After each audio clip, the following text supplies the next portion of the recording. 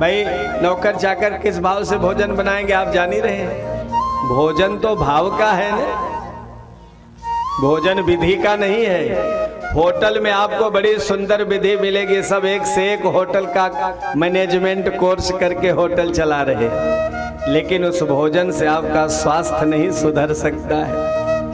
उस भोजन में आपको, क्योंकि उसमें भाव नहीं है, और भोजन तो भाव का विषय है।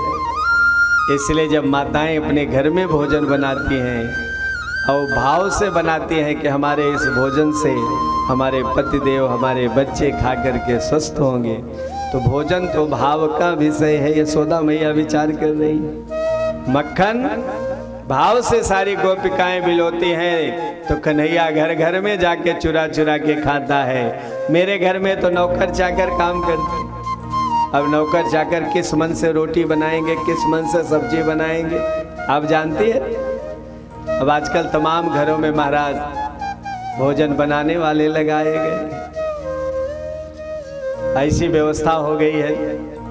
अब घर में माताएं स्वयं भोजन नहीं बना सकती, और इसीलिए महाराज जब भोजन स्वयं नहीं बनता है तो उसमें भाव नहीं रहता है, और जब बिना भाव का किया हुआ भोजन वो महाराज हमको रोगी बना देता है।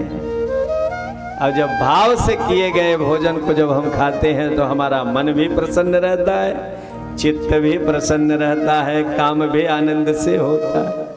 बोल भक्तवत्सल भगवान की जय हो।